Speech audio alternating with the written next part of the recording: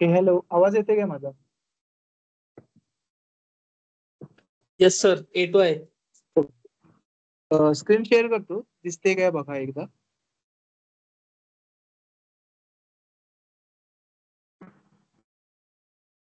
दिसते? थोडासा लोड व्हायला टाइम घेईल.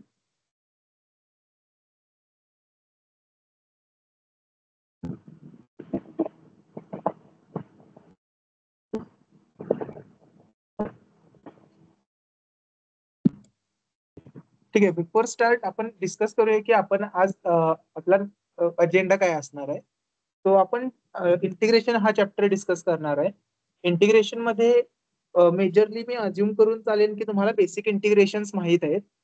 ओके, म्हणजे integration as a inverse function of differentiation आपण बघतो. नाहीतर आपण सुरुवात त्यानेच करू. ठीक आहे, पहिल्यांदा आपण घेऊ की integration as inverse function of differentiation. या पद्धतीने आपण स्टार्ट करू. त्यानंतर आपण तीन वेगवेगळ्या पद्धतीचे इंटिग्रेशन करू. तीन जे आपले कॉमनली यूज मेथड्स आहेत. इंटिग्रेशन बाय सबस्टिट्यूशन,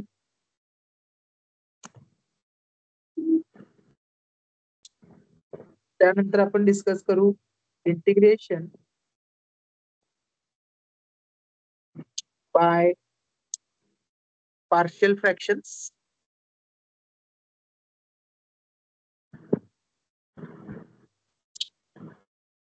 हा आपल्या लॅपलास ट्रान्सफॉर्म मध्ये भरपूर वेळा लागणार आहे. आणि fourth, integration by parts. By parts म्हणजे एक प्रकारे प्रोडक्ट रूलच आहे हा इंटिग्रेशनचा, आणि हा आपल्याला लॅपलास मध्ये लागणार आहे फर्स्ट चॅप्टर, आणि हा आपल्याला लागणार आहे फुरियर सिरीज मध्ये. ठीक आहे, म्हणजे या दोन रूल यांचा इंटिग्रेशनच्या रूल्सचा भरपूर इम्पॉर्टन्स राहणार आहे आपल्याकडे. ठीक आहे, एकदा चेक करूया किती लोक जॉईन झालेले आहेत.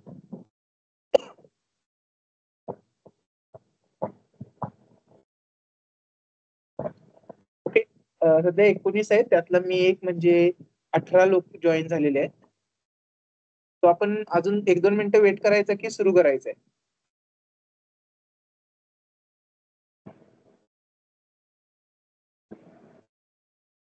आय वॉज होपिंग की 20+20-25 लोक तरी असतील ऑनलाईन मध्ये. इवन दो या मीटिंगची रेकॉर्डिंग उद्यापर्यंत तुम्हाला युट्यूबची लिंक मिळून जाईल. आय गेस पहिल्याची मी लिंक नाही दिली. एक काम करतो, मी त्या चॅनेलची तुम्हाला लिंकच देतो. तिथे म्हणजे प्रत्येक वेळेस लिंक सेपरेट पाठवण्यापेक्षा त्या चॅनेलमध्येच आपण करू. आणि एक पीडीएफ मी शेवटी सगळेच झाल्यानंतर एक पीडीएफ मध्ये सगळ्या लिंक्स एकत्रच करून मी तुम्हाला देऊन टाकेन. ओके, 20 झालेले आहेत. So I guess we should start. ठीक आहे. So integration as a inverse function of differentiation, याचा अर्थ मला काय म्हणायचं आहे की suppose d by dx of some function capital of f of x is some f of x. Okay, म्हणजे आपण डेरिव्हेटिव्ह काढू शकतो. एक फंक्शन आहे त्याचं डेरिव्हेटिव्ह काढू शकतो आणि आपल्याला त्याच्याकडून एफ ऑफ एक्स मिळतं. Then we say integral of F of x dx is capital F of x plus C.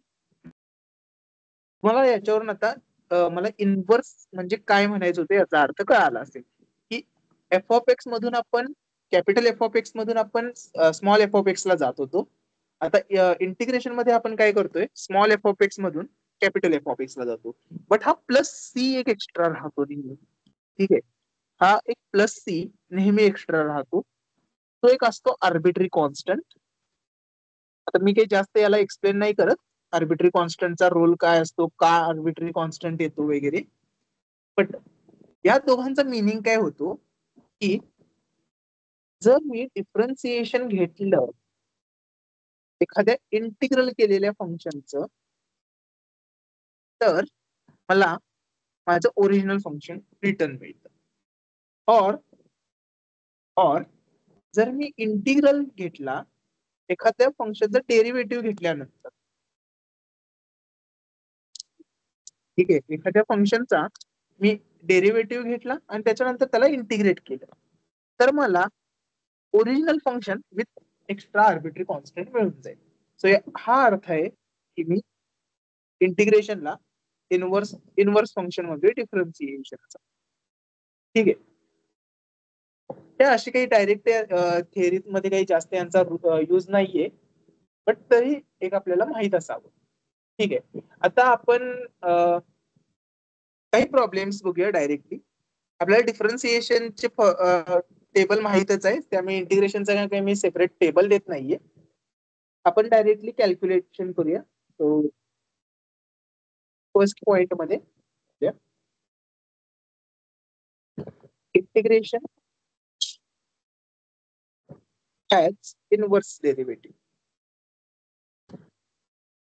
म्हणजेच आपल्याला जे फंक्शन गिवन असणार आहेत त्यांचा डेरिव्हेटिव्ह म्हणजे ते कोणाचे डेरिव्हेटिव्ह आहेत हे आपल्याला माहित असणार आहे. सपोज की मला इंटिग्रेट करायचं आहे integral of √x plus x² dx. ठीक आहे, मला इंटिग्रेट करायचं आहे √x प्लस x² dx. तर या केसमध्ये आपण काय करतो, आपण कोणत्याही इंटिग्रलला आय म्हणून डिनोट करतो युजली. जेव्हा आपल्याला काहीतरी सबस्टिट्यूशन वगैरे करायचे असतात तेव्हा ही मेथड खूप युजफुल ठरते, but most of the cases मध्ये डायरेक्टली आपण इंटिग्रेट करू शकतो. So integral of √x plus x² dx. जेव्हा आपल्याला इंटिग्रेट करायचं आहे आपण प्रत्येक टर्मला सेपरेटली इंटिग्रेट करू शकतो. ही प्रॉपर्टी आपण लिनियरिटी म्हणून बघितली होती डिफरन्सिएशनच्या वेळी, आणि तेव्हाच मी म्हटलं होतं की लिनियरिटी ही जवळजवळ सगळीकडे युज होणारी सगळ्यात इम्पॉर्टंट प्रॉपर्टी आहे. ठीक आहे, लिनियरिटीला लक्षात ठेवा की लिनियरिटी काही सांगते, काहीही असू दे. सपोज म्हणजेच ठीक आहे, लिनियरिटी बद्दल आपण नंतर बोलू, आधी हा इंटिग्रल करूया. म्हणजेच मला काय इंटिग्रेट करायचं आहे x⁻½ dx plus integral x² dx. तुम्हाला आठवत असेल integral of x⁻n is x⁻n+1 divided by n+1 plus इथे सुद्धा x⁻n+1 डिवायडेड बाय n+1. त्याला आपण सिम्प्लिफाय करू शकतो. हा येईल x⁻3/2 divided by 3/2 plus x³ divided by 3. और आपण असेही लिहू शकतो 2x⁻3/2 divided by 3 plus x³ divided by 3. ठीक आहे, याचे काही मी जास्त एक्झाम्पल नाही घेत, अजून एक आपण घेऊ. हे काही तुम्ही लिहित असाल तुम्हाला डायरेक्टली व्हॅल्यूज माहित पण असतील, तो यांच्यावर इतका टाइम नाही आपण घालवणार. कन्सिडर करा आपल्याला इंटिग्रेट काय करायचं आहे, integral of 2 - 3 sin x divided bye cos² x. ठीक आहे, थोडासा दिसायला क्वेश्चन ट्रिकी आहे, बट आपण त्याला जेव्हा सिम्प्लिफाय करू तेव्हा आपल्याला समजून जाईल की काय इतकं काही डिफिकल्ट नाहीये यामध्ये. तो आपण पहिल्यांदा इंटिग्रेशन आय त्याला लिहून घेऊ. जो क्वेश्चन आहे आपण तोच क्वेश्चन परत एकदा लिहून घेतला ऍज अ इंटिग्रल आय, आणि आपण लिनियरिटीने टर्म्स सेपरेट केल्या. सो लिनियरिटीने काय बनेल, हा पहिली टर्म बनेल 2 times of integral dx divided by cos² x minus 3 times of integral sin x dx divided by cos² x. इथेपर्यंत कोणाला काही problem? Okay, I should open the chats also. ठीक आहे, आपण आधी चॅट पण ओपन करू, म्हणजे कोणी काही बोलत असेल तर मला अंदाज येईल.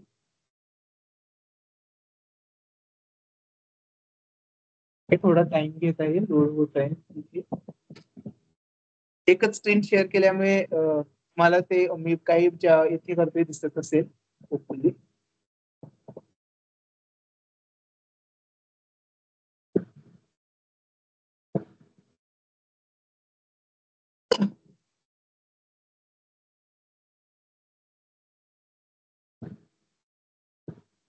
ओके,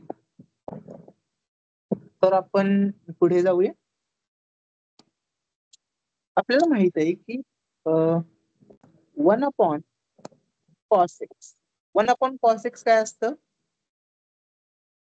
तुम्हाला आठवत असेल आपण ट्रिग्नोमेट्री मध्ये हा पार्ट एक बघितला होता की 1/cos x हा सेक असतो, आणि तसंच sine x divided by cos x काय असतो? टॅन एक्स असतो. आठवते ना हे? तर यावरून आपण काय लिहू शकतो, जे गिवन इंटिग्रल आहे इथे 1/cos² x आहे, पण 1/cos² x म्हणजे इथे स्क्वेअर आहे, म्हणजे इथे पण स्क्वेअर असायला हवा होता, म्हणजेच sec² x dx minus 3 times integral of, याला मी कसं लिहू शकतो? sin x upon cos x into 1/cos x dx.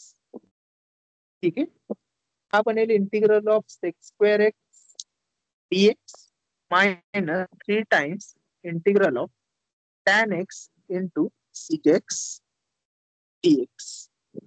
आता तुम्हाला यांचे इंटिग्रल आठवत असतील. हा पहिला part actually integral of tan x आहे और डिफरन्शियल ऑफ tan x आहे, आणि हा part actually differential of sec x आहे. प्लस सी, सॉरी आपल्याला आपण वरती सुद्धा प्लस सी विसरलो होतो.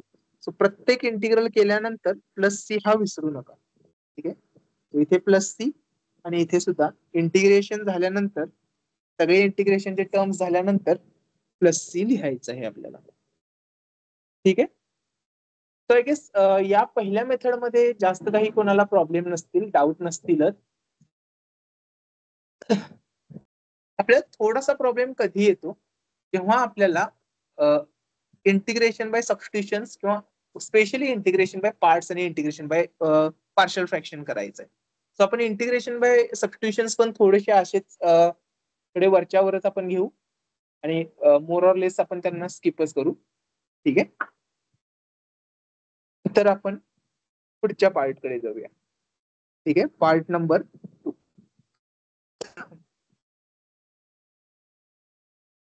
सो इथे मला करायचे आहे इंटिग्रेशन बाय सबस्टिट्यूशन.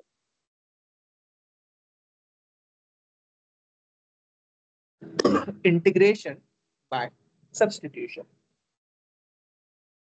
ठीक आहे, आता इंटिग्रेशन बाय सबस्टिट्यूशन करायचे म्हणजेच काहीतरी आपण आपल्याकडे काहीतरी एक फंक्शन दिलेलं असतं, और मी त्याची थिअरी नाही लिहित, डायरेक्टली एक्झाम्पल डिस्कस केलेले जास्त better. So suppose we want to integrate 2x into sine of x² plus 1 t.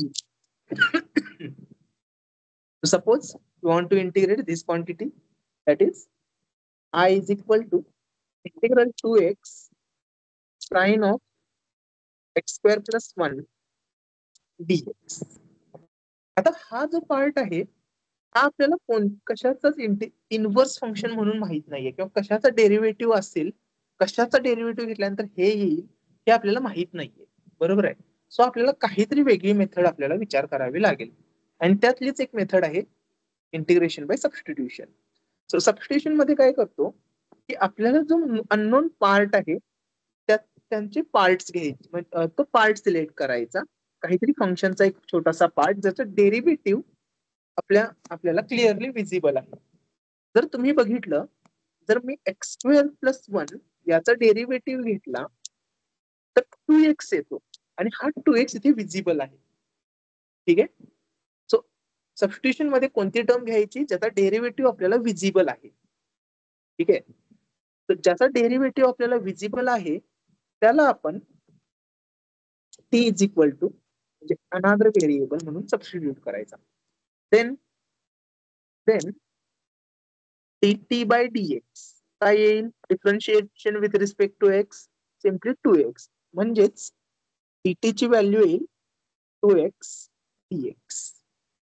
2x dx. आता आपण बघू शकतो 2x dx ऍक्च्युली इथे आहे, पण याच टर्म्स ना रिअरेंज करू. So I is equal to integral of sin of x square plus 1 into 2x dx, बरोबर आहे. पण आता आपल्याला सबस्टिट्यूशन्स माहित आहेत. हा पार्ट आहे t आणि हा पार्ट आहे dt. हे सबस्टिट्यूशन्स आपण यूज करून लिहू शकतो integration of sin t into dt. Integration of sin t into dt. तर आता integration of sin t into dt काय येतं? तर इंटिग्रेशन ऑफ sin t आहे minus cos T plus C, बरोबर आहे. बट आपला ओरिजिनल क्वेश्चन हा टी मध्ये नव्हता, टी तिथे नव्हता. तो आपल्याला टी ची व्हॅल्यू परत एकदा लिहावी लागेल, जी की आहे x square plus 1 plus C. Okay, so आपण असले काही अजून क्वेश्चन्स बघणार आहोत इंटिग्रेशन बाय सबस्टिट्यूशन्स वाले.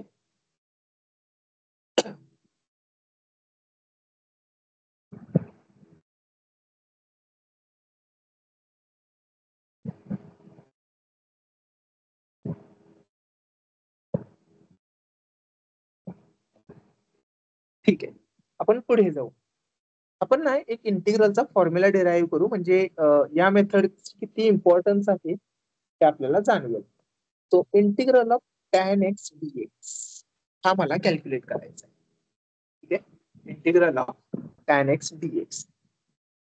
काही लोकांना फॉर्म्युला लक्षात असेल, काही लोकांना किंवा काही लोकांना म्हणण्यापेक्षा मोस्ट ऑफ द लोकांना हा फॉर्म्युला लक्षात नसेल. ठीक आहे, मोस्ट ऑफ द लोकांना हा फॉर्म्युला लक्षात नसतो. ठीक आहे, तर आपण काय करू की हा फॉर्म्युला ऍक्च्युली आला कसा, पण याच्यावर विचार करूया. ठीक आहे, हा फॉर्म्युला आला कसा हे आपण म्हणजे शोधायचा ट्राय करूया. ठीक आहे, तर आपण integral I is equal to integral of tan x dx असंच ठेवू शकतो, जी की आहे integral of sin x divided by cos x dx. आता आपल्याला माहित आहे की डिफरन्शियल ऑफ sin x हा cos x आहे आणि डिफरन्शियल ऑफ cos x हा sin x आहे. सो आपण दोघांचेही डेरिव्हेटिव्ह, ते फंक्शन त्यांचा डेरिव्हेटिव्ह बघू शकतो. पण कोणतं चूज करणं आपल्याला जास्त फायद्याचं राहील, तर हा पार्ट चूज करणं, कारण आपल्याला sin x इंटू dx अशी टर्म आपल्याला मिळत आहे. ठीक आहे, सो मी करेन put t is equal to cos x, त्याच्यामुळे पण dt is equal to minus sine x. Okay sorry, इथे मायनस साइन एक्स हवा होता, derivative of cos x minus sine x dx. Okay, derivative of cos x is minus sine x dx. आपण value substitute करू. इथे minus नाहीये, तर मायनसला आपल्याला या बाजूला घ्यावं लागेल. सो त्याने होईल integration of minus t divided by cos x is t. तुम्हाला आठवत असेल हे integral actually log mod t. Mod आपण युजली लिहितो, कधी कधी नाही लिहत. So depend upon the situation, तो मॉड आहे की नाही ते आपण नंतर बघू. ठीक आहे, डिपेंडिंग अपॉन द सिच्युएशन तो मॉड आहे की नाही आपण नंतर बघू. So log mod t plus c, but आपण ओरिजिनल व्हॅल्यू आपण सबस्टिट्यूट करू शकतो. लॉग ऑफ मॉड ऑफ जी ओरिजिनल व्हॅल्यू होती ती होती कॉस एक्स प्लस सी. पण आपल्याला हा निगेटिव्ह सुद्धा इथे नको आहे. आपल्याला लॉगची प्रॉपर्टी माहित आहे की ही प्रॉपर्टी आय होप सगळ्यांना लक्षात असेल. Log of a minus log of b याची व्हॅल्यू होते log of a by log of a by b. Okay, इथे ऍक्च्युली लॉग ऑफ 1 आहे आपण असं अज्युम करू शकतो. सो ए ची व्हॅल्यू 1 आणि बी ची व्हॅल्यू या कॉस एक्स अशी जर आपण अज्युम केली तर आपल्याला व्हॅल्यू इथे मिळेल log of 1 upon cos x plus c. पण 1 अपॉन कॉस एक्स कोण आहे? तर 1 अपॉन कॉस एक्स जसं की आपण प्रिव्हियसली बघितलं होतं हे लॉग मॉड म्हणायलाच हवं प्रत्येक वेळी, तर मी मॉड असा घेत आहे. So log mod sec x plus c. ठीक आहे.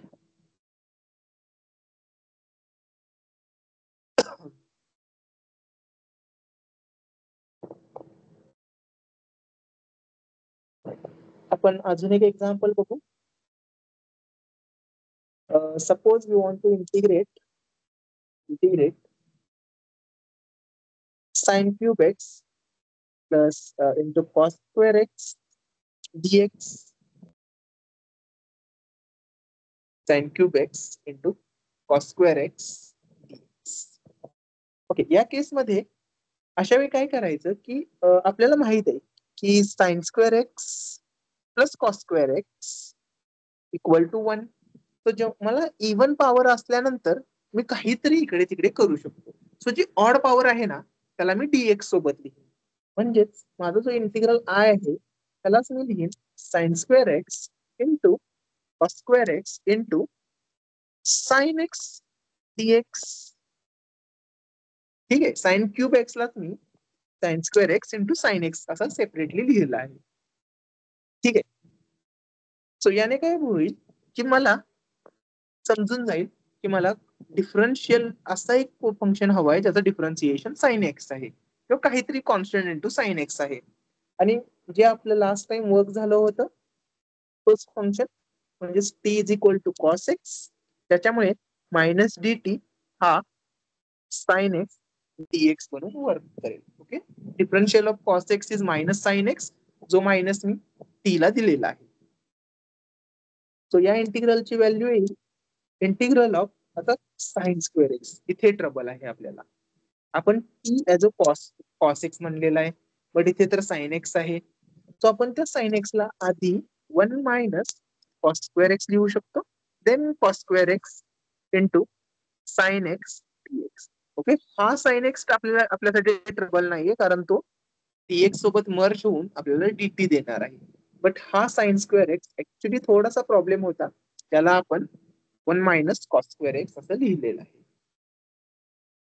तर आता आपल्याकडे व्हॅल्यू येईल integral 1 minus t square into t square dt किंवा मायनस डीटी असं म्हणायला हवं आपण, कारण इथे नेगेटिव्ह साइन आहे इथे. सो नेगेटिव्ह साइन आपण दिल्यानंतर हा पार्ट बनेल t power 4 minus t square into dt. आणि आपल्याला याचं इंटिग्रेशन माहित आहे t power 5 divided by 5 minus t cube divided by 3 plus C.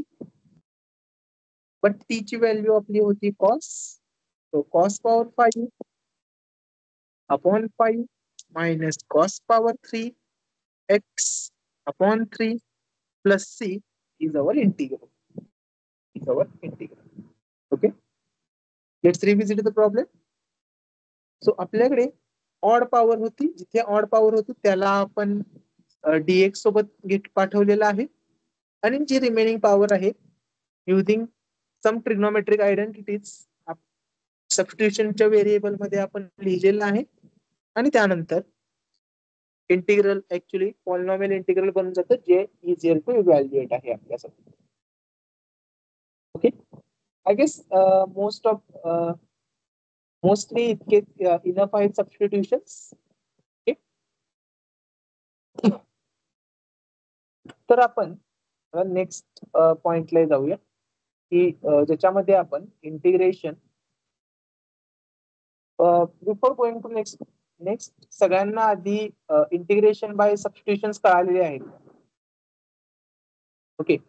Partial फ्रॅक्शन्सला जायच्या आधी इंटिग्रेशन समजलेले आहेत का? इंटिग्रेशन समजण्यापेक्षा मला म्हणायचंय की तुम्हाला हे रूल्स कळालेले आहेत का?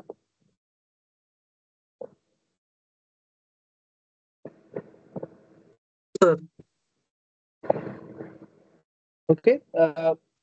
Integration by substitution again one of the basics मध्येच मानलं जातं. ठीक आहे. तर आपण आता पुढे जाऊ. देन इंटिग्रेशन बाय सबस्टिट्यूशन झाल्यानंतर जो नेक्स्ट पार्ट येतो तो आहे integration by partial fractions. Okay. हा पार्ट थोडा इम्पॉर्टंट म्हणून मार्क करा, कारण पहिल्याच चॅप्टर मध्ये आपण integration by partial fractions use करणार आहे. ठीक आहे.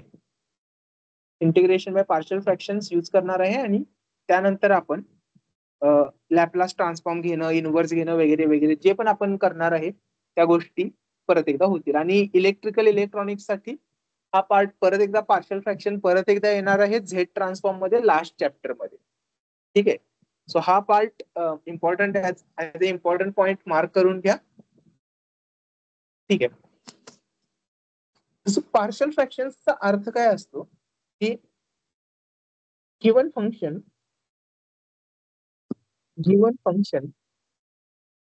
is of the form some p of x. तर त्याला आपण given function f of x म्हणू. So p of x divided by q of x. A given function is of the form p of x divided by q of x. आपण असं assume करू शकतो की where degree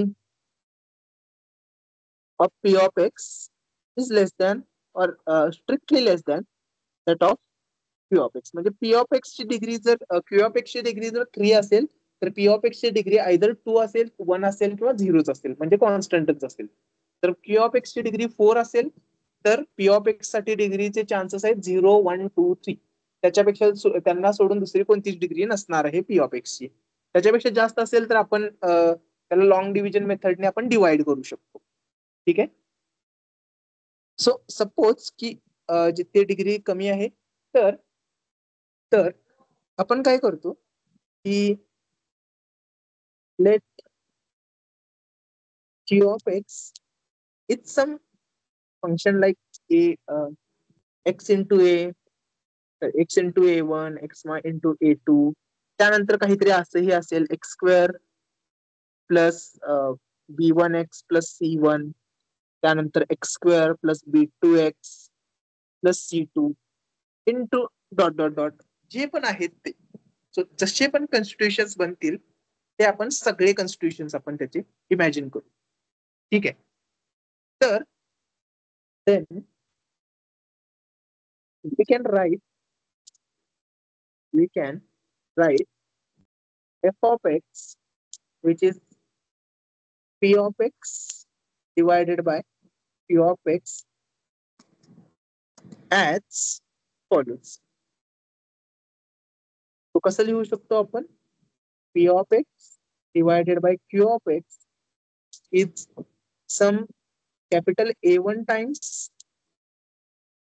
x minus A1 plus capital A2 times x minus A2 plus capital B1x plus C1 times x square plus B1x plus C1. Okay. हा small c1 आहे. आणि similarly b2x plus c2 divided by x square plus b2x plus c2 and so on. जितके हे आपले त्याचे factors असतील त्या सगळ्या फॅक्टर्सना आपण सेपरेट करू. ठीक आहे. आता हे थोडस इन जनरल बोलणं कन्फ्युजन असं वाटत असेल. सो आपण काय करू की आपण पर्टिक्युलरली बघू की ऍक्च्युली आपण कोणते कोणते फॉर्म बघणार आहे. ठीक आहे. सो मी म्हणतो की रॅशनल फॉर्म हा टेबल लक्षात ठेवा. ओके. आपण हेच रॅशनल फॉर्म्स वापरणार आहे आणि partial fractions we are going to use. Okay. So rational forms आणि आपण जे यूज करणार आहे पार्शियल फ्रॅक्शन्स आपण त्यांची लिस्ट करून घेऊ. सो फर्स्ट रॅशनल फॉर्म आहे suppose I have some 3x plus q divided by x minus a to x minus b. जिथे डेफिनेटली या केसमध्ये माझ्याकडे a is not equal to b आहे. Okay, a is not equal to b आहे. So या केसमध्ये मी partial fractions लिहिणार कसे, तर या केसमध्ये माझे पार्शल फ्रॅक्शन दिसतील A upon x minus A plus B upon x minus A upon x minus A plus B upon x minus B. Okay, second case, suppose माझ्याकडे पी एक्स प्लस क्यू तर आहे, but यावेळी ही जी equality आपण काढून टाकली होती ती equality hold. So a my x minus a the whole square ही कंडिशन असेल.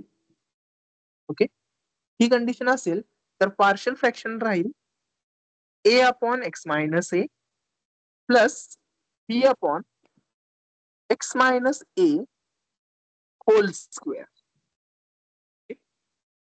बी upon x minus a whole square. आता आपण पुढे जाऊ थोडं. इन्स्टेड ऑफ 2, सपोज आपल्याकडे 3 व्हेरिएबल आहेत. तो कन्सिडर करू की आपण dx square plus 2x plus r divided by x minus A, x minus b आणि एक्स मायनस टी. तर मी 3 डिफरंट सिम्बॉल यूज करतोय, याचा अर्थ समजून घ्या की हे तिन्ही वेगवेगळे व्हेरिएबल्स आहेत. ओके, ते तिघेही इक्वल नाहीये. तर त्या केसमध्ये माझे पार्शियल फ्रॅक्शन दिसतील A upon x minus A plus B upon x minus B plus C upon x minus C. C upon x minus C. Suppose त्याच्यातला एक रिपीटेड फॅक्टर आहे. सपोज यातील एक रिपीटेड फॅक्टर आहे. By repeated factor I mean px square plus qx plus r divided by x minus A, x minus B whole square. B हा factor repeat झालेला आहे. तर या केसमध्ये काय होईल, a upon x minus a तर येईलच, प्लस बी अपॉन एक्स मायनस बी पण येईल, but c upon x minus B whole square येईल. सी अपॉन एक्स मायनस बी होल स्क्वेअर येईल. फायनली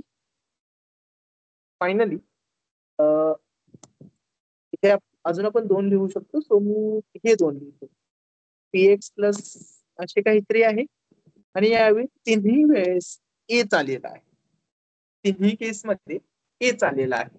तर यावेळी मला काय लिहावे लागेल, x minus A plus B upon x minus B plus c b upon x minus a whole square आणि c upon x minus a whole cube. Okay, तुम्हाला pattern दिसतोय का मी कसं लिहित आहे. ओके, जेव्हा मल्टिपल पॉवर एखाद्या रूटची असेल तेव्हा त्या मी पॉवर पर्यंत जात आहे. सो इथे सगळ्यांची पॉवर सिंगल सिंगल होती, सो सगळ्यांना मी सिंगल सिंगल लिहिलेलं आहे. या केसमध्ये बी ची पॉवर डबल होती, सो मी बी चे टर्म्स 2 वेळा लिहिलेले आहेत. यामध्ये ए ची पॉवर 3 वेळा होती, सो मी 3 टर्म्स ए चे लिहिलेले आहेत विथ इन्क्रीजिंग पॉवर. ओके, हा तुम्हाला पॉइंट नोटीस करायचा आहे. आणि finally one of the most used partial fraction in our Laplace transform तो आहे एक्स मायनस ए into x square plus b x plus c. इथे मी हे सेपरेटली का लिहिलं आहे, कारण हे फॅक्टराइज नाही होत. काही वेळेस काय असतं की फॅक्टराइजच नाही होत. सो फॅक्टराइज होत नाही म्हणजे याचे आपण रूट्स नाही फाइंड करू शकत डायरेक्टली, अनलेस आपण कॉम्प्लेक्स नंबर मध्ये डिस्कस करू. ठीक आहे, कॉम्प्लेक्स नंबर मध्ये आपल्याला जायचं नसल्यामुळे याचे व्हॅल्यू येतील a upon x minus A plus हा पॉइंट मी थोड्या दुसऱ्या मार्करने लिहितो, b x plus c divided by x square plus b x plus C. Okay, या केसमध्ये जेव्हा रूट रिपीटेड नाहीत आणि क्वाड्रॅटिक टर्म येईल तेव्हा मात्र मला वरती काय लिहायचं आहे, b x plus C. Okay, quadratic term आहे बट रिपीटेड रूट आहे तेव्हा मात्र मला सिंगल सी लिहायचं आहे. क्युबिक जरी टर्म असेल बट रिपीटेड रूट आहे तरीही माझी सिंगल येते. बट जेव्हा रूट रिपीट होतो त्या केसमध्ये मात्र न्यूमरेटर बनतो bx प्लस सी. ओके. तर आता इथे जे ए बी सी या ज्या व्हॅल्यू आहेत त्या अननोन आहेत, ज्या आपल्याला काहीतरी इकडे तिकडे करून आपल्याला अल्जेब्रिक मॅनिप्युलेशन करून सॉल्व्ह करायचं आहे. तो आपण एक्झाम्पल मध्ये बघू की आपल्याला ऍक्च्युली काय अल्जेब्रिक मॅनिप्युलेशन करायचे आहेत ज्याने एबीसी या व्हॅल्यूज आपल्याला मिळतील. So consider question number 1. Integrate dx upon x minus 1 into x plus 2. Integrate dx upon x minus 1 into x minus 2. Again आपल्याला डायरेक्टली यांचं इंटिग्रेशन माहित नाहीये. ओके. हा कशाचा डेरिव्हेटिव्ह असेल आपण काही गेस नाही करू शकत. तो आपल्याला कोणत्या तरी एका मेथडला जायचं आहे. बट इथे आपण बघू शकतो की इथे कोणीही कोणाचं डेरिव्हेटिव्हच्या फॉर्म मध्ये दिसत नाहीये. सो आपण इंटिग्रेशन बाय सबस्टिट्यूशन तर युज नाही करू शकत. सो आपल्याला पुढच्या मेथडला जायचं आहे, integration by parts. Okay. So consider जो पण फ्रॅक्शन आहे तो ते आहे आपल्याकडे 1 अपॉन x minus 1 x plus 2 equal to a upon x minus 1 plus b upon x plus. Okay. हा आपल्या पहिल्या फॉर्म मध्ये आलेला आहे बघा, या फॉर्म मध्ये. ओके. त्याला पण मी इथे लाईन घेतो. Okay. So P x plus Q, इथे p ची व्हॅल्यू 0 आहे, q ची व्हॅल्यू 1 आहे. तो आपण या फॉर्म मध्ये त्याला लिहिलेला आहे. ओके. सो आपण काय करू, multiply by x minus 1 x plus 2. जो पण हा मोठाच्या मोठा डिनॉमिनेटर इथे असेल त्याने आपण मल्टिप्लाय करायचं असतं. सो त्याने काय होईल, हा 1 बनून जाईल equal to a upon, because this is the first example, मी पूर्ण स्टेप दाखवत आहे तुम्हाला की ऍक्च्युली तिथे आपण जे लिहितो त्या व्हॅल्यूज कशा येतात. ते मोस्ट ऑफ द लोकांना माहित असेल की इथे दोन व्हॅल्यूज कॅन्सल होतात, इथे या दोन व्हॅल्यूज कॅन्सल होतात, आणि त्यामुळे आपण ऍक्च्युली डायरेक्टली हेच लिहितो a into x plus 2 plus b into x minus 1. हे जे डिनॉमिनेटर मध्ये आहे तो पार्ट कॅन्सल होऊन जो रिमेनिंग पार्ट आहे तो आपण इथे त्यांच्यासमोर लिहितो. ठीक आहे. तर आपल्याला ए आणि बी या दोन व्हॅल्यूज काढायच्या असतात. सो त्याला भरपूर मेथड्स आहेत. ओके. तर ए आणि बी व्हॅल्यूज फाइंड करण्यासाठी पहिली मेथड आहे put some value of x. Okay. Put some value of x आणि आपण त्यांना इक्वेशनना सॉल्व्ह करू शकतो. दुसरी मेथड आहे compare unknown variable power. Okay. जो कोणी अननोन आहे, या केसमध्ये आपला अननोन हा एक्स आहे. सो त्याच्या पॉवर वाले कोइफिशियंट्स कम्पेअर करायचे आणि त्यावरून आपण लिहायचं. ओके. सो भरपूर मेथड्स आहेत. आपण ही कंपेअर अननोन व्हेरिएबल वाली मेथड कधी यूज करायची हे आपण पुढे बघू. ठीक आहे. सो आपण put some value of x या मेथडने सुरू करू. So put x is equal to 1. Okay. इथे जी आपण व्हॅल्यू पुट करतो ना ती अशा पद्धतीने पुट करायची की सम टर्म्स बिकम 0. सो काहीतरी टर्म्स अशा असतील ज्या 0 बनून जातील, अशी आपण सबस्टिट्यूशन करायचं आहे. सो इथे बघा, या केसमध्ये एक्स मायनस 1 इथे दिसतो आपल्याला. जिथे आपण x is equal to 1 put केल्यानंतर हा 1 मायनस 1 इक्वल टू 0 बनून जाईल. सो ही टर्म 0 होऊन जाईल. ओके.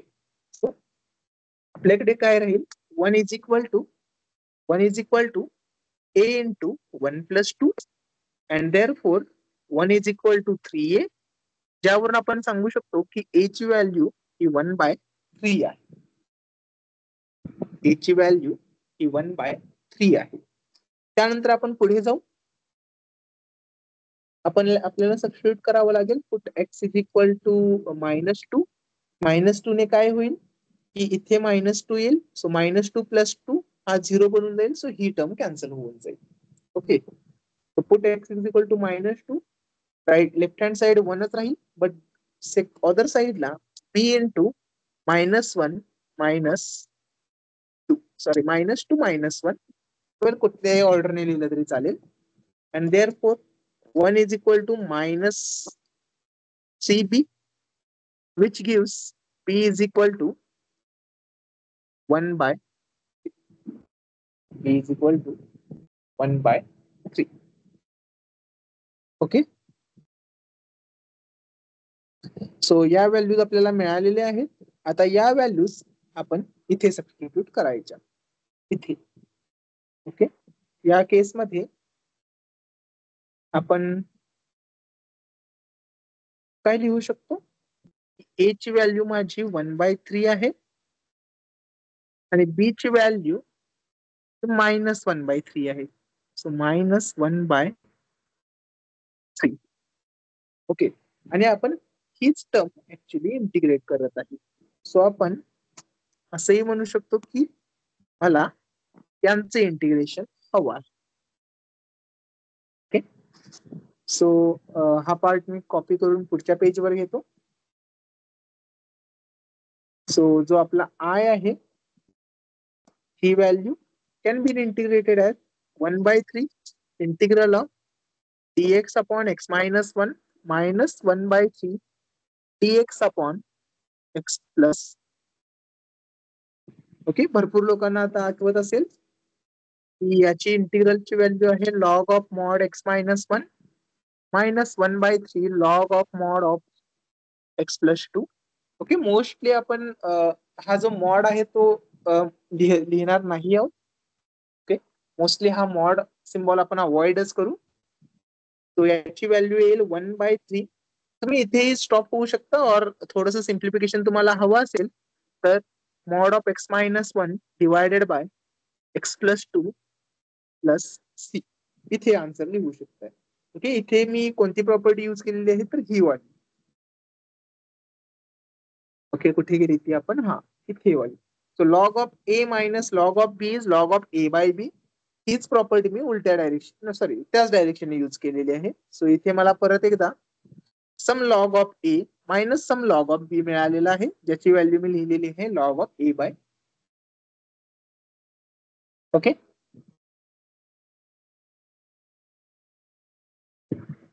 सो आपण अजून एक एक्झाम्पल बघू. ओके, या केसमध्ये आपण कधी कधी काय होतं की आपल्याला फॅक्टराइज करून क्वेश्चन नाही. ओके, फॅक्टराइज करून नाही, आपण त्यावेळी काय करायचं? तो कन्सिडर करा integral of x² plus 1 divided by let's have x³ minus 5x² plus 6x dx. Okay,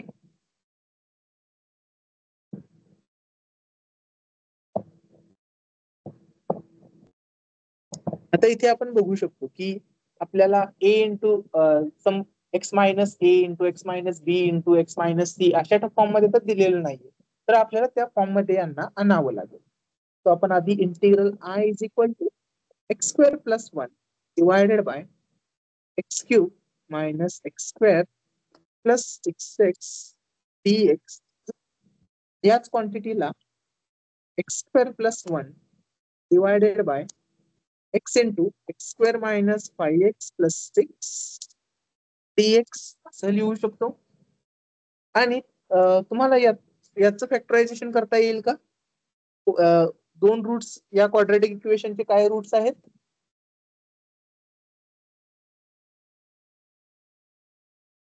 okay, तुम्ही गेस करू शकता की डायरेक्टली इथे आपल्याला 2 आणि 3 हे दोन रूट्स मिळतील. तो ज्याच्यामुळे गिवन व्हॅल्यू किंवा गिवन फ्रॅक्शन पॉलिनॉमियल आपण x into x minus 2 into x minus 3 dx अशा पद्धतीने लिहू शकतो. ओके, अशा पद्धतीने लिहू शकतो.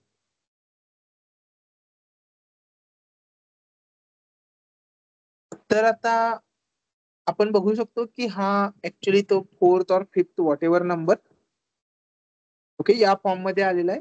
ओके 3rd नंबरलाच आहे. याच्यामध्ये ए बी सी या व्हॅल्यूज डिफरंट आहेत. पण इथे मी ए ची व्हॅल्यू बघू शकत नाही. मला सांगाल का तुम्ही ए ची व्हॅल्यू काय आहे या केसमध्ये? ए ची व्हॅल्यू काय आहे?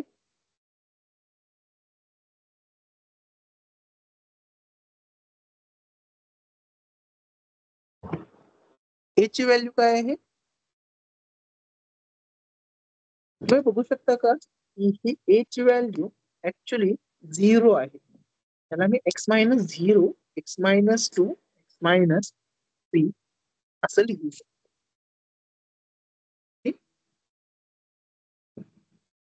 सो आपल्याला या फ्रॅक्शनला पार्शियल फ्रॅक्शन मध्ये कन्वर्ट करायचं आहे. सो त्यासाठी कन्सिडर जी पण व्हॅल्यू आहे x² + 1 divided by x × x-2 × x-3 equal to a by x-0 ज्याची व्हॅल्यू x आहे, b बाय x-b तिथे b ची व्हॅल्यू 2 आहे आणि c बाय x-c जिथे c ची व्हॅल्यू 3 आहे. Okay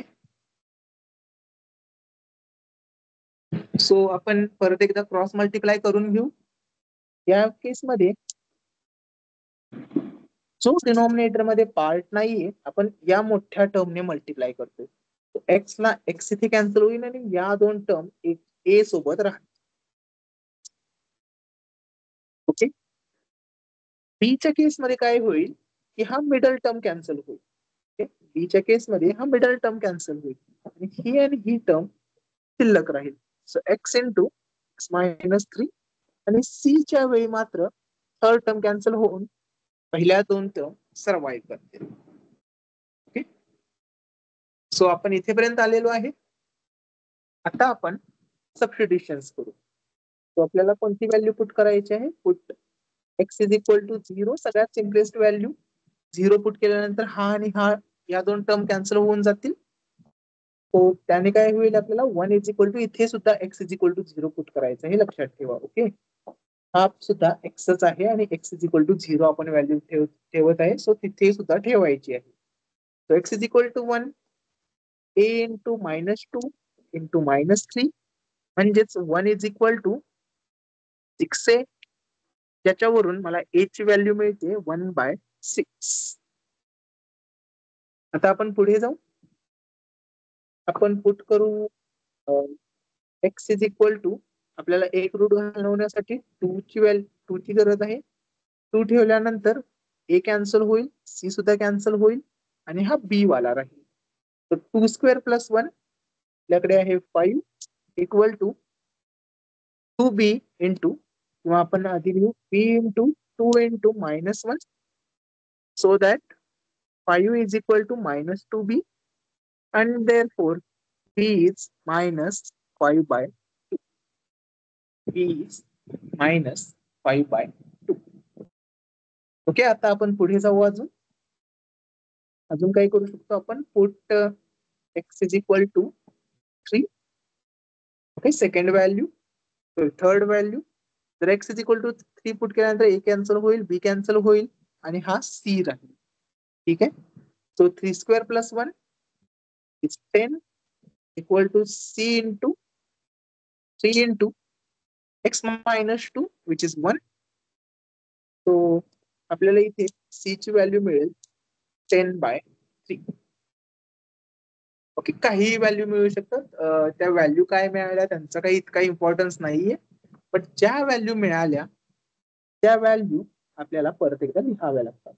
integral I which was integral x² + 1 divided by x³ -5x² + 6x dx can be rewritten as integral of a by 1/x, a × 1/x. b negative होता ना, हा b negative होता. So 5/2 × 1/x-2 आणि c होता 10/3 into 1 upon x minus 3 dx. Okay, so आपण integrate करायला सुरू करू. Integral of 1/x is log x. तो पहिला इंटिग्रल येईल 1/6 log x. त्यावेळी मी मॉड लिहत नाहीये डेलिबरेटली. ओके, मॉड तुम्ही लिहू शकता और नाही लिहू शकत, तुमची चॉईस आहे. 5/2 log of x minus 2 plus 10/3 log of x minus 3 plus c plus c is our final answer. Okay.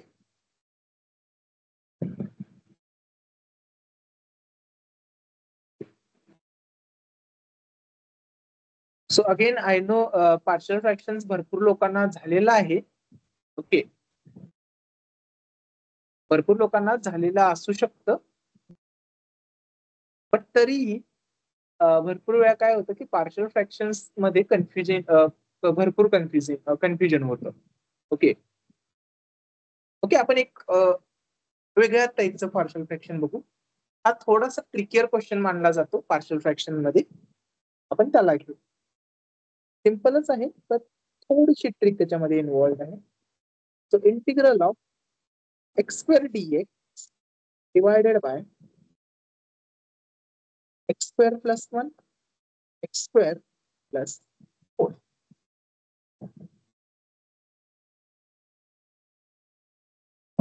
Okay, जर तुम्ही पार्शियल फ्रॅक्शनला डायरेक्टली जायचं म्हणलं तर आपल्याला माहित आहे की याचं पार्शियल फ्रॅक्शन येईल x² अपॉन x² plus 1. हा पार्ट लिहू नका तुम्ही, आपण वेगळ्या ट्रिकने करणार आहे. सो त्याचा पार्ट येईल ax plus b divided by x² plus 1 plus cx plus d divided by again x² plus 4. Right, आणि त्यानंतर आपल्याला 4 कोइफिशियंट कॅल्क्युलेट करायचे आहेत, 1 2 3 4. खूप लेंदियर प्रॉब्लेम आहे. राईट, या पद्धतीने करायचं म्हटलं तर. ओके, इथे बघा, जेव्हा मला रिड्युसिबल नसतात, तो डिनॉमिनेटर असतो, तेव्हा मी ax plus b लिहितो और cx plus d what ever. Okay, so तेव्हा मी ax plus b लिहितो, आणि जेव्हा तो रिड्युसिबल असतो म्हणजे परफेक्ट फॅक्टर असतो, या केस सारखा s-2. ओके, s नाही, इथे x पाहिजे होता ना, x-2, तेव्हा मात्र मी b अपॉन लिहितो.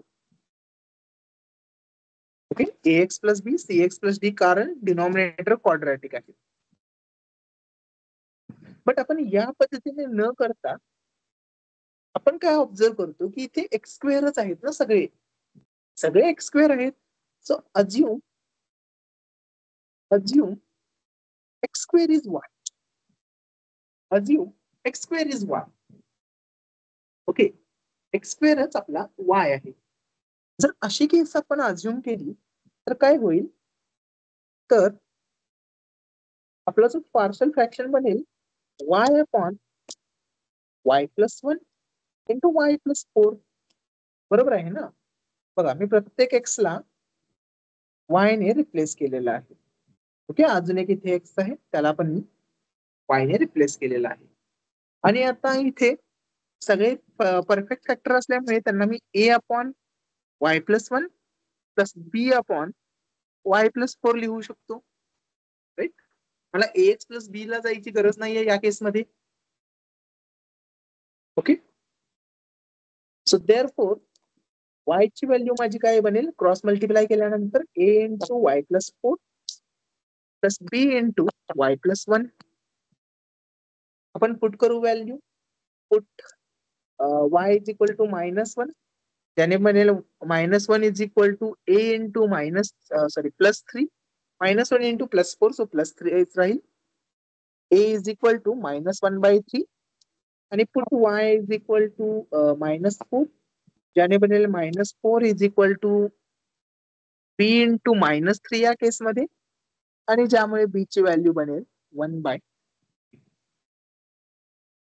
Sorry 4/3, not 1/3, 4/3. Okay. So therefore, integral x square dx divided by square plus 1. So x square plus 4 can be written as, okay, b ची टर्म मी आधी लिहितो. So 4/3 integral dx upon x square plus 4 minus 1/3 integral dx upon x square plus 1. Okay, मी y च्या मधून जात नाहीये सध्या.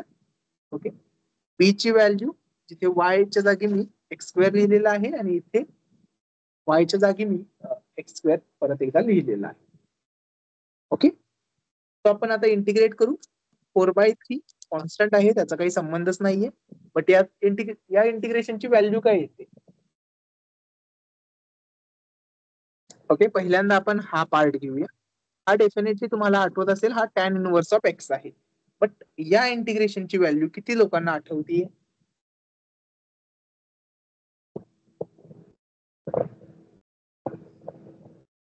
Okay, भरपूर लोकांना आठवत नसेल तर ही व्हॅल्यू आहे 1/2 tan inverse of x by. Okay, इथे 2 कॅन्सल होऊन 2/3. ओके, प्लस सी पण आहे. 2/3 tan inverse of x/2 minus 1/3 tan inverse of x plus C. Okay, इथे आपण फॉर्म्युला काय यूज केलेला आहे? Actually integral of dx upon x square plus a square is 1/a tan inverse of x by. Okay, mostly आपल्याला a ची value 1 मिळते. So आपण भरपूर वेळा हा पार्ट विसरतो. ओके, हा 1/a लिहिणं भरपूर वेळा विसरतो. हे भरपूर वेळा मी नोटीस केलेलं आहे. सो इथे 1/a आहे हे लक्षात ठेवा. 1/a आहे हे लक्षात ठेवा.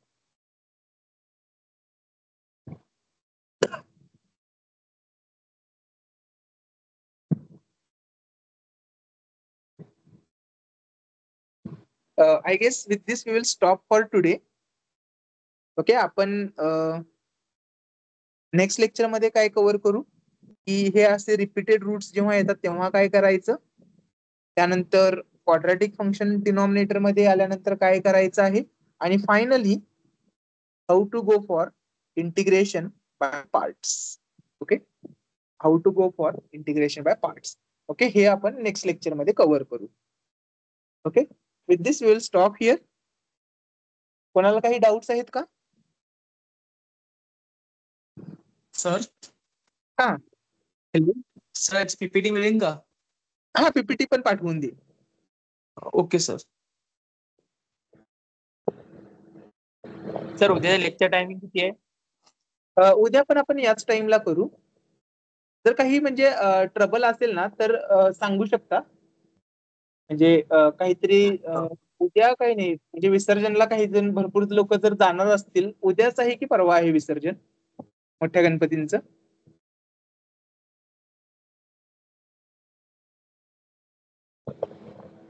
आठवत माहित आहे की नाही तुम्हाला? ओके, परवा आहे. ओके, सर म्हणजे मला काय म्हणायचंय की हे आपले लेक्चर्स वगैरे होतच राहतील. बट त्याचा अर्थ असा नाही की तुम्ही कॉलेज लाईफ एन्जॉय नाही करायची. मोठे गणपती इथे जात असतात तेव्हा कुणाला मिरवणुकीला वगैरे जायचं असेल ना तर आपण लेक्चर थांबवू शकतो. इतकं काही असं नाहीये, आपण आरामात कव्हर करूच. ठीक आहे.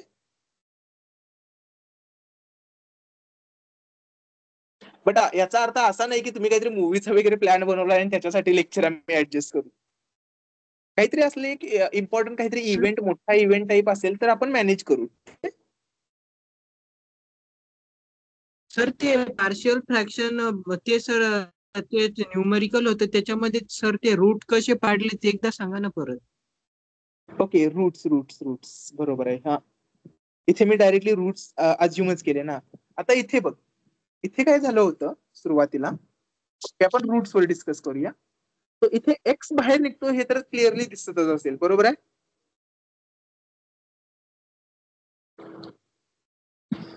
एक्स बाहेर निघतो हे कळतं, दिसतं ना. इथे एक्स क्यूब आहे, इथे एक्स स्क्वेअर आहे आणि इथे एक्स आहे. म्हणजे एक एक्स आपण सगळ्यांच्यातून घेऊ शकतो, बरोबर आहे? आता आपण पुढे जाऊ. Yes sir. आता आपण पुढे जाऊया. सो आपण स्प्लिटिंग ऑफ मिडल टर्म करतो रूट्स साठी. स्प्लिटिंग ऑफ मिडल टर्म म्हणजे काय करतो आपण, की आपण असे दोन नंबर शोधायचा ट्राय करतो ए कॉमा बी, ज्यांची बेरीज केल्यानंतर ही मधली व्हॅल्यू येते, बट ज्यांचा मल्टिप्लिकेशन केल्यानंतर ही शेवटची व्हॅल्यू येते. Okay, a into b such that a plus b is -5 आणि ए इंटू बी इज +6.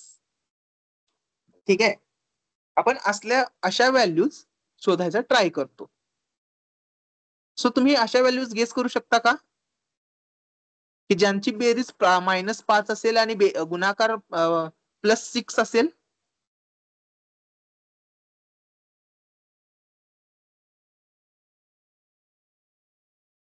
तर बघा तुम्ही, जर मी ए ची व्हॅल्यू ही -2 आणि बी ची व्हॅल्यू -3 किंवा अल्टरनेटिंग दोन्ही चेंज केले तरी चालतील, बट ही व्हॅल्यू ठेवल्यानंतर दोघांची बेरीज ही -5 येते आणि दोघांचं मल्टिप्लिकेशन हे 6 येतं. बरोबर आहे का? तर यालाच मी लिहीन x into x² - 2x minus again 3x plus 6, म्हणजेच x इंटू या दोघांच्यातून मी x कॉमन घेईन, ज्याच्यामुळे राहील x -2, आणि सेकंड दोघांच्यातून मी -3 कॉमन घेईन आणि परत एकदा x -2च राहील. हे थोडंसं ऑब्झर्व करा.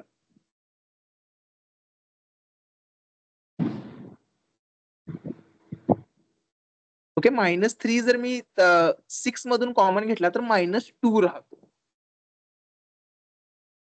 त्यानंतर हा x आहे तसाच, हा मी x -2 कॉमन घेईन आणि जो पार्ट राहिलेला आहे ना, त्या पार्टला मी मल्टिप्लिकेशन मध्ये लिहून टाकेन. ओके, हे आपण आय गेस फॅक्टरायझेशन मध्ये शिकलो होतो. Okay, factorisation of polynomial. आता एक्झॅक्ट मला स्टँडर्ड नाही आठवत, बट हे थोडस छोट्या क्लासेस मध्ये झालं होतं आपल्याला, मोर ऑर लेस 8वी-9वीच्या आसपास.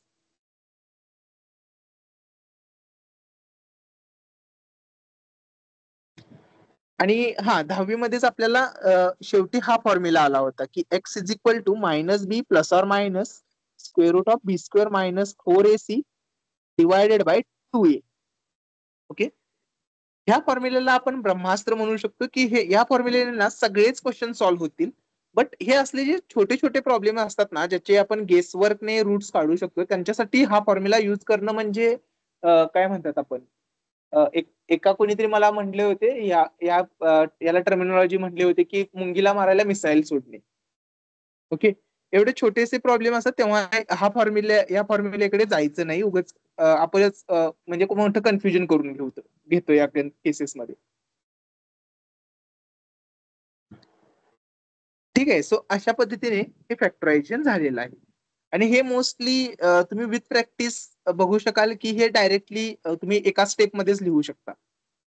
कारण इथे बघा, जे मी ए आणि बी ची व्हॅल्यू काय गेस केली होती -2 आणि बी ची व्हॅल्यू गेस केली होती -3, आणि त्याच व्हॅल्यू ऍक्च्युली इथे आलेल्या आहेत बघा, दिसतात का? सो विथ प्रॅक्टिस तुम्हाला जेव्हा जशी जशी प्रॅक्टिस होईल ना, तसे तुम्ही डायरेक्टली व्हॅल्यूज लिहू शकाल.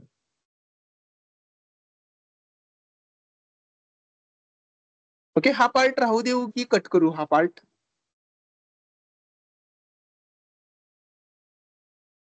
तर राहू देऊ आपण, असे आपल्या रफ नोट्सच म्हणू शकतो आपण यांना. तो हा पार्ट पण इथेच ठेवूया आपण. Okay, any more doubts? Okay, याचा अर्थ असा नाहीये की तुम्ही नंतर येऊन केबिन मध्ये वगैरे विचारू शकत नाही. डेफिनेटली केबिन मध्ये मी असेनच. उद्या मोस्टली मी दिवसभर आहे. ओके, सो जर तुम्हाला काही डाऊट विचारायचे असतील तर तुम्ही येऊ शकता केबिन मध्ये. Okay,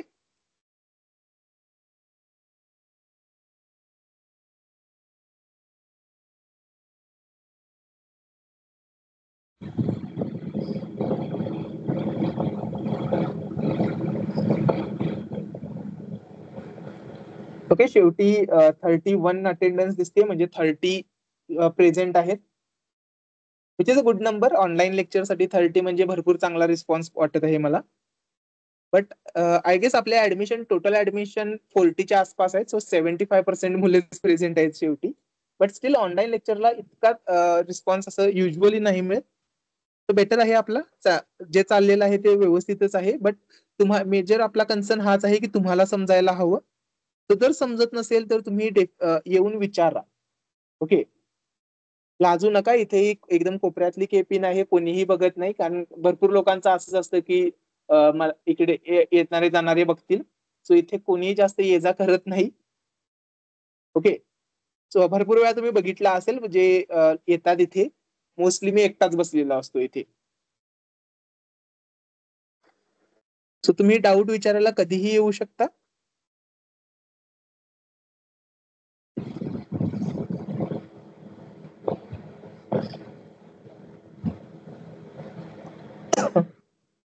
okay, with this I guess आपण स्टॉप करूया. तर डाऊट नसतील तर आपण स्टॉप करूया. थँक्यू.